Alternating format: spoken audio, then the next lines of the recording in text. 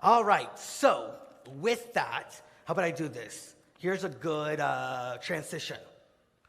There was a girl, right?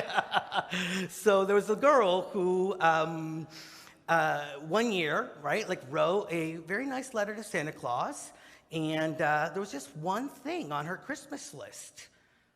She wrote, Santa Claus, the only thing I want this Christmas is a baby brother. Oh, right?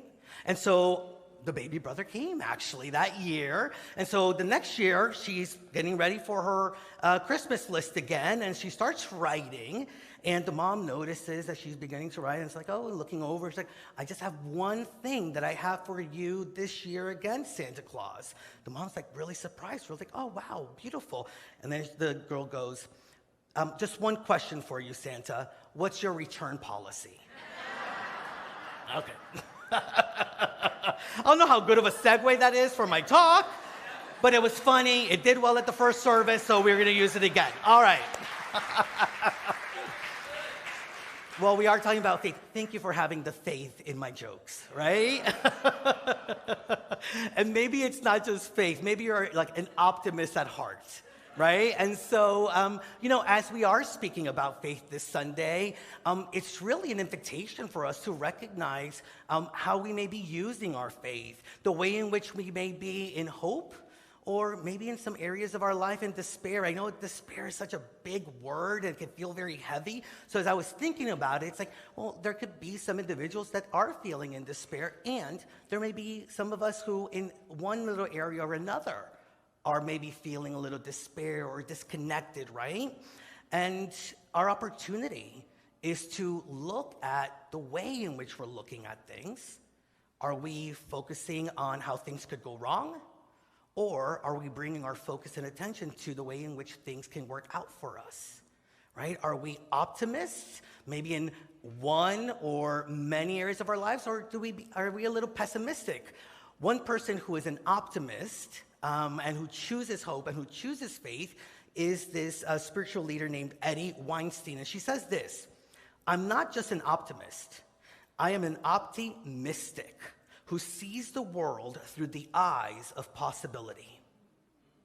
And I would even go to say, especially since she uses optimistic, for me, mysticism is not only looking at life through the eyes of possibility, but looking at life through the awareness that God is always present. Being able to either see God's presence in every situation, in every relationship, or at least being able to take a moment, take a pause, and ask, can I see God in this? How is God going to show up in this? How can I bring that which is holy and sacred to this experience? And I really believe that this time that we have gathered together with the Christmas holiday at hand and, all the preparation that is going on, that many of us, through Christmas, can see some of the possibilities, right? We can see the possibilities of togetherness. We can see more possibilities of love being expressed and shared. We can see more of peace and goodwill towards each other.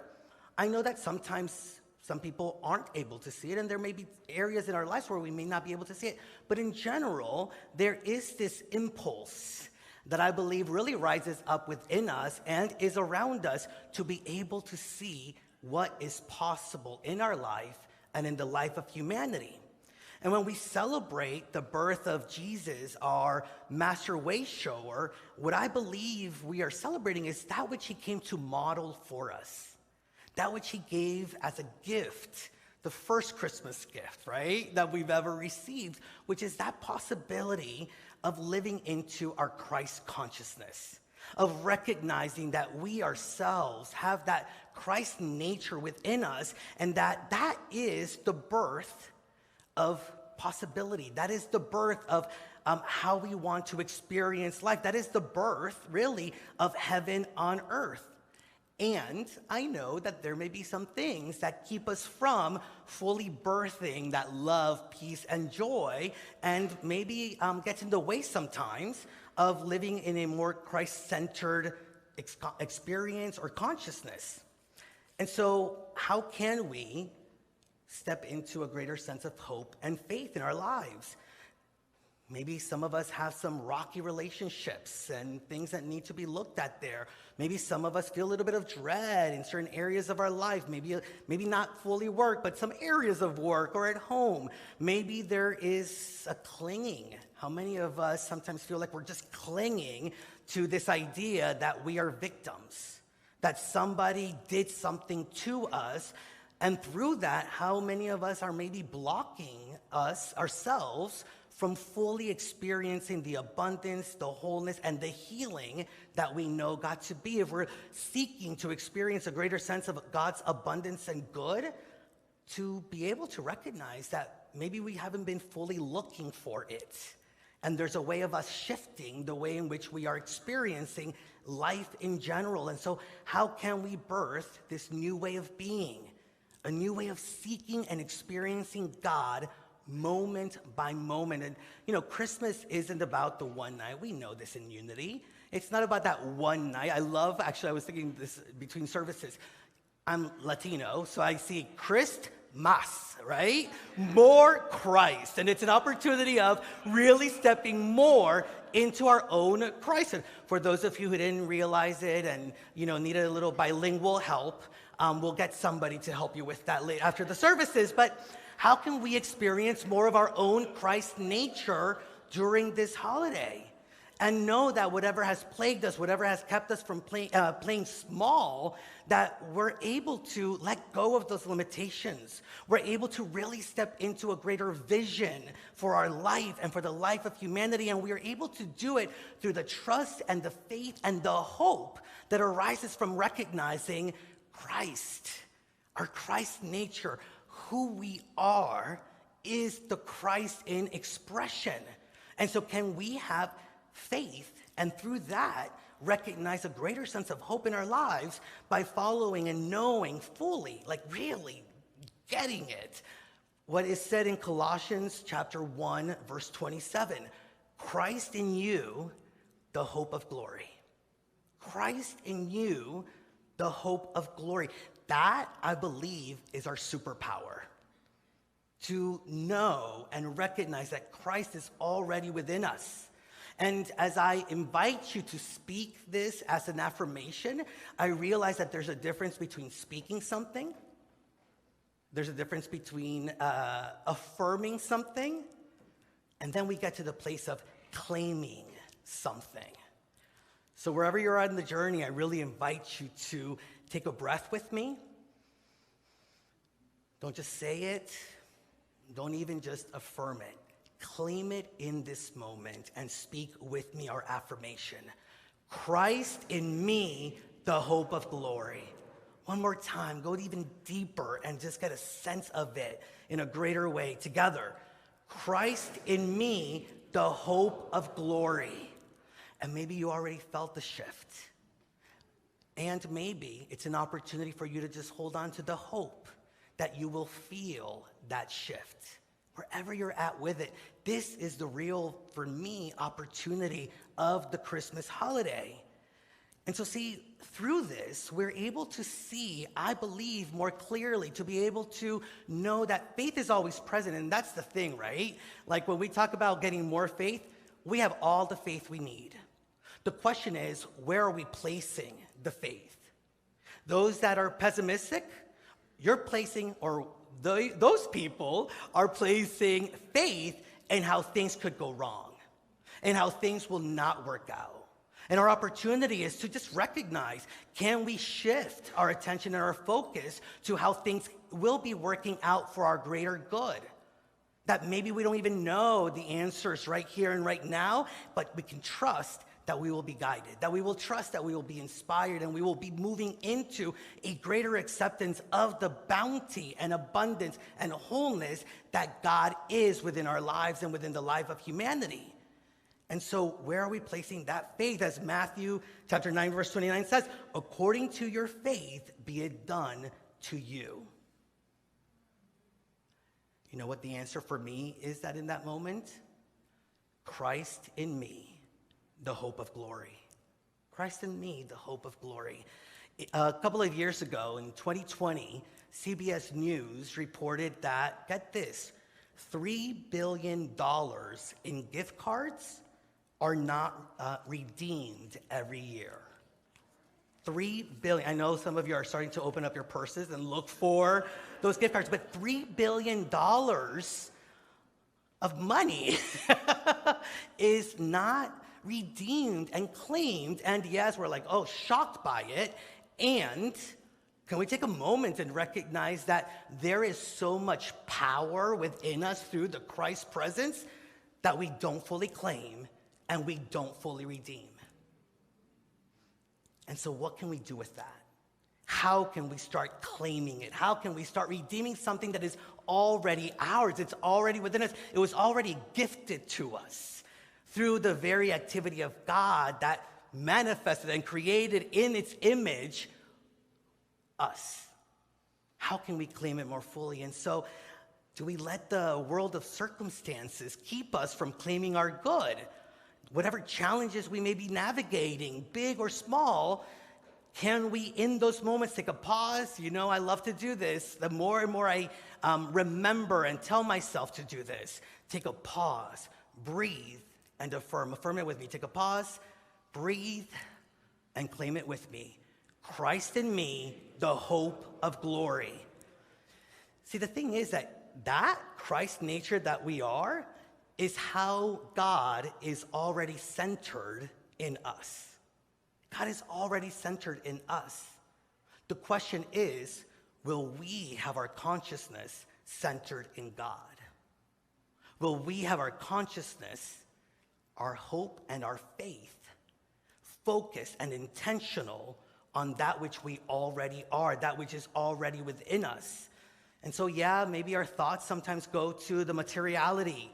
Sometimes our thoughts are centered on the challenges and difficulties. Sometimes they're focused on the news of the day. And if you look at the news of the day, you know, sometimes it just feels like we're going to hell in a handbasket, right? And in those moments, because the moment that we're focused on the challenges, or the trouble or the difficulties, rather than moving into focusing on the solutions, focusing and having faith on what can be birthed through those challenging and difficult experiences. And so it's a way of just reimagining how we can use the faith that is already within us and the power of attention and our focus to that which can be possible. And we know that through the Christ that is within us, the hope of glory, for me, glory is living into what is fully possible in the moment, fully moving into love, fully moving into power, peace, comfort, togetherness, oneness. And so how can we do it? To be able to center ourselves so much on God and the God of our being that we can feel as we're moving through whatever it is, that the whole universe believes in us, that everything is working to support us into our next phase of spiritual evolution and maturity and understanding. And listen, if sometimes you don't think that the whole universe is behind you and believes in you, well, look around you. Then maybe think about Unity on the Bay believes in you and thinks that you can do it. And even if that sometimes is not possible, then just, for what it's worth, know that I believe in you and what's possible through and as you in the world. Our need is to accept it, though, to let it happen, to let ourselves be directed out of the consciousness that is faith and believing kind of attitude. May Rowland said, she headed Silent Unity for many decades, when faith is rightfully placed, that is, when it is fixed upon that which is true and uplifting, it makes us strong, masterful, and courageous. How many of you would love to experience a greater sense of your own strength and power in any situation? How many of you would love to feel yourself masterful at being centered in God, masterful in how you claim your good and express your good, not only for your sake, but for the sake of humanity? Yes? Amen? How many of us want to be courageous, more courageous? I get it. It takes courage to go out in the world sometimes and to face some of the challenges and difficulties that may be rising up and say, yes, I can understand that that is happening, and that won't keep me from knowing that something is being birthed, that there is good at hand, that there is something, whether I know what it is or not, that at the end of the day I can look back and say, wow, there was God's grace in my life and in the world. Is that the kind of experience that we want to have during this Christmas holiday? Yes? Well, I have a couple of things that I want to share with you that helped me, especially one year that I'll talk about shortly, to really experience this kind of power and this kind of faith and this kind of hope. And it's just 4 steps.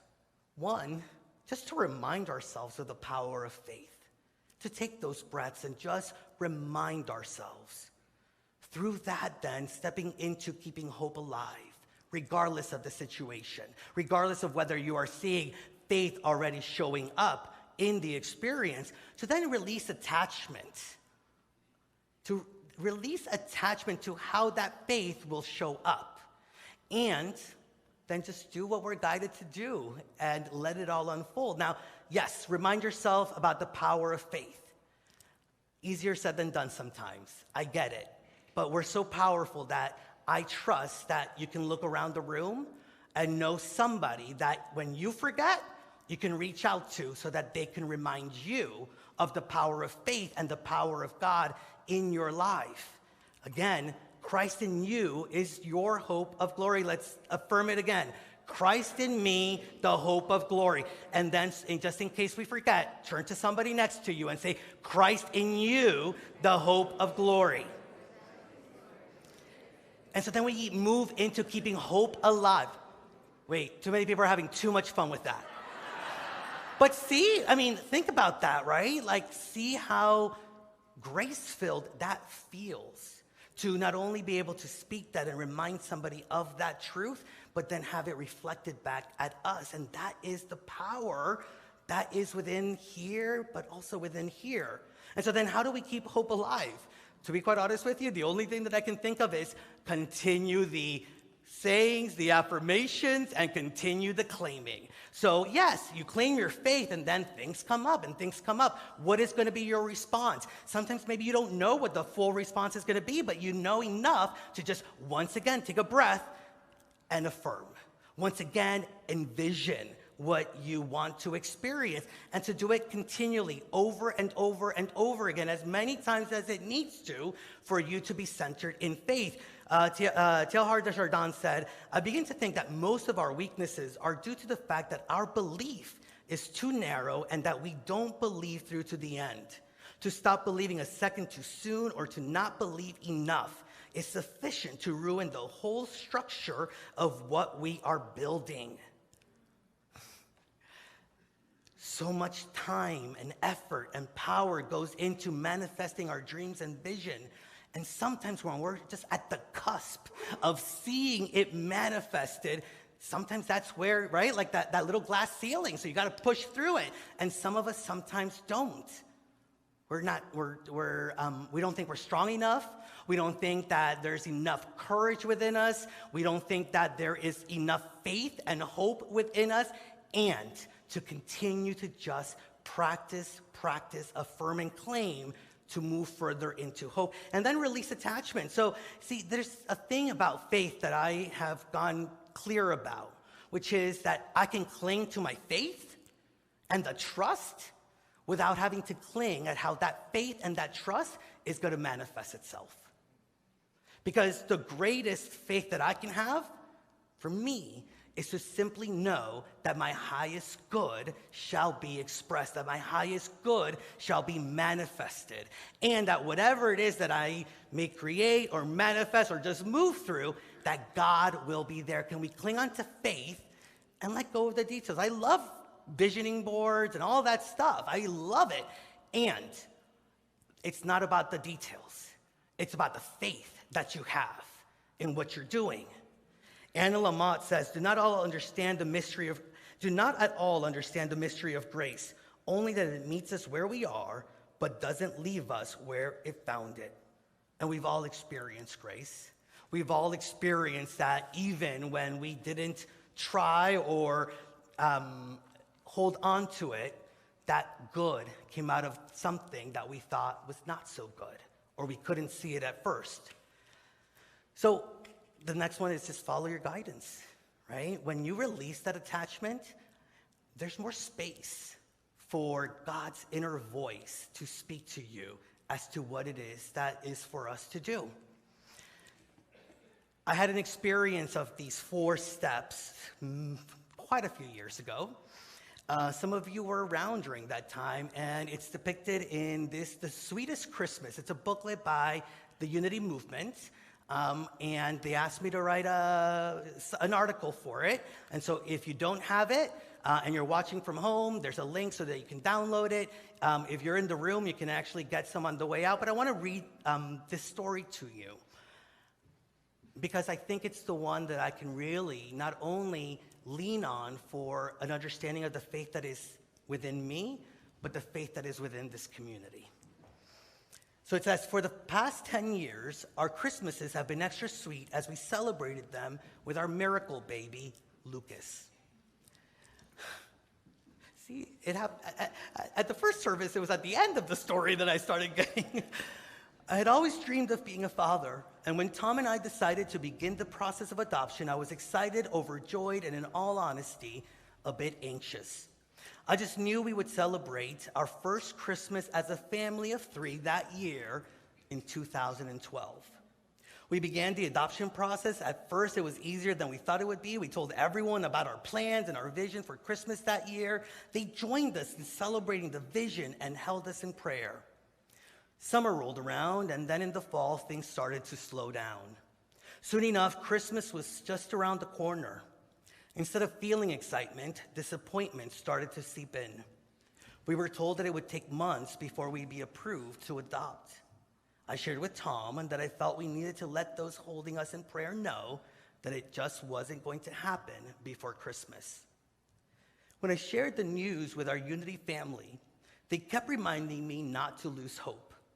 Regardless of when it happened, they affirmed the joyful family memories would take place before we knew it.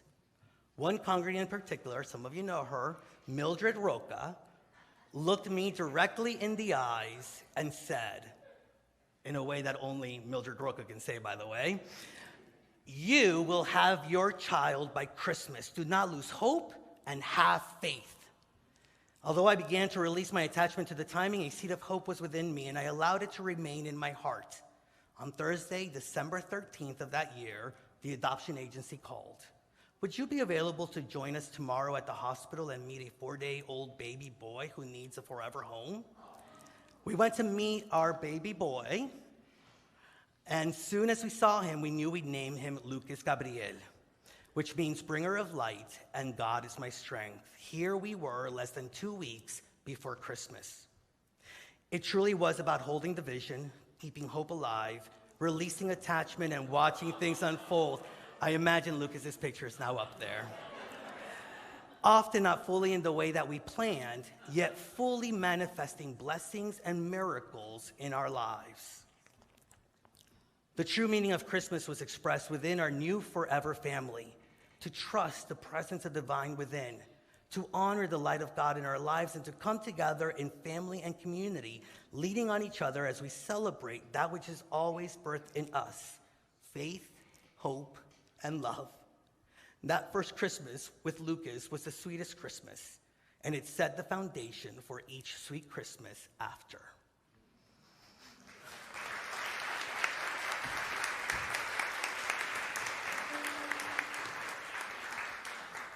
What are you birthing this sweet Christmas? How are you creating a forever home for faith, hope, and love? You have the power within you, through Christ in us, the hope of our own glory, to make this the sweetest Christmas that we've ever had, and let it be the foundation of all Christmases after that also. Merry Christmas and namaste.